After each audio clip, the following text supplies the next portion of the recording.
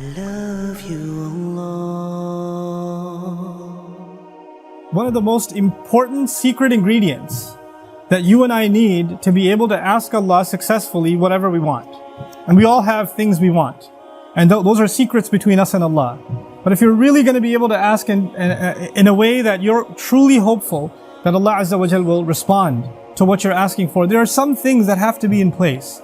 And one of the most important things that the Quran keeps highlighting that has to be in place is that you and I have to ask Allah to forgive us first. You have to ask Him to forgive us first. Before you ask Him anything else that you want or I want, we need to be able to genuinely ask Allah to forgive us. And I'm saying today, people ask, which dua can I make for forgiveness? Or what are the best words I can say for this dua? Or people have du'as for separate occasions. So when a woman is expecting, she'll email me or she'll come up to me and say, look, I'm going to have a baby. Which dua can I make right now? Or somebody will say, I'm going for a job interview. Which dua can I make right now? Right? There's always this, give me the special dua for the special occasion. Let me tell you, those words are important because they're sacred and they're revealed. But the dua for all occasions is actually seeking Allah's forgiveness. The dua to open up all of your problems, get rid of all of your problems. The one dua that takes care of everything is genuinely seeking Allah's forgiveness. Nuh alayhi salam invites his people, for over 9 centuries. He's doing constant da'wah to them. And at the end of that career, he looks back and he summarizes the message that he was trying to give them. Of course, he didn't have one speech with them. He didn't talk to them once or twice. Laylan wa nahara, da'awtu qawmi laylan wa nahara. Night and day. He didn't even take nights off. He's constantly inviting them. And in a surah dedicated to his name, Surah Nuh, the surah of Nuh alayhi salam, he himself summarizes the entire message he was giving his people this whole time. What is it that I want from you? Inni kullama da'awtuhum litaghfira lahum. Every time I was inviting them, I was only inviting them, calling them to this faith, so you could forgive them, Ya Rabb. So you could forgive them. And then literally he says, here's how I invited them. This is what I exactly said to them over and over and over again. Qult, I said, istaghfiru rabbakum. Seek forgiveness of your master. Innahu kana ghaffara. Certainly Allah is someone who keeps on forgiving and keeps on forgiving and keeps on forgiving. And He does it repeatedly. But what He says after that is so remarkable.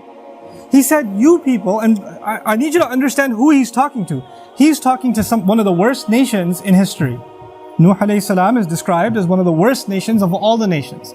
Places like Surah Al-Qamar, where Allah describes different nations, or even Surah Al-Dhariyat, Allah describes different nations of the past that rebelled against Allah, that rebelled against the prophets and were destroyed.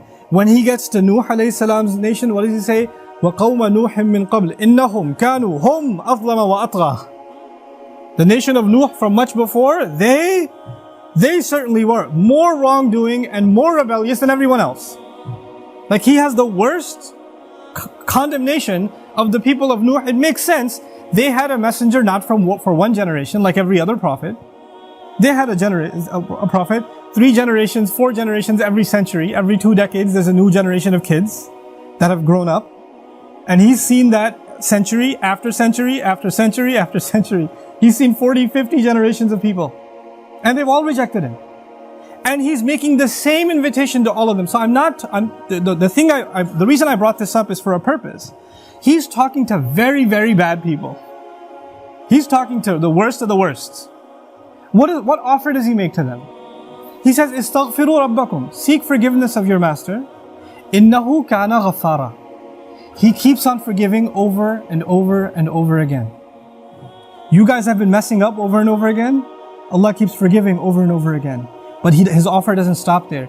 He says, يُرْسِلِ السَّمَاءَ عَلَيْكُمْ مِدْرَارًا. يُرْسِلِ. It's actually Jawab al-Amr here. What that means is, if you seek His forgiveness, then Allah will open up the sky for you and it'll start pouring on you. Now that could be a reference to rain. And ironically, it's not a reference that you will get flooded. They did get flooded, right?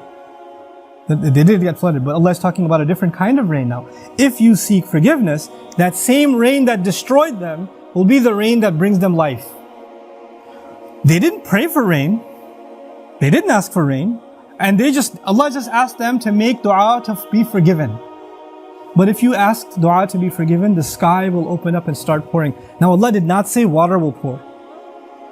Allah did not say water will pour. He said the sky will pour. Because the sky has a lot more than water. The sky has forgiveness that comes from the sky. The sky has peace, tranquility, faith, your provision, the solution to your problems. They come from the sky.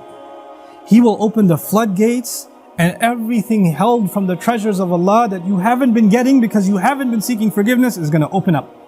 Just ask for forgiveness. You're asking to solve problem A, problem B, problem C. There are problems you don't even know you have. Allah knows that you have them. If you and I just became genuine people of seeking forgiveness, then those problems would start getting solved by divine intervention. يُرْسِلِ السَّمَاءَ عَلَيْكُمْ مِدْرَارًا. And that's not even enough. You're asking forgiveness for who? Yourself. اسْتَغْفِرُوا رَبَّكُمْ is seek forgiveness for yourself. He says, وَيُمْدِدْكُمْ بِأَمْوَالٍ وَبَنِينَ, and He will extend you by giving you money and giving you children. He will further your good legacy with money and kids. It's not even money that will lead you away from Allah, because it's in the context of you seeking forgiveness.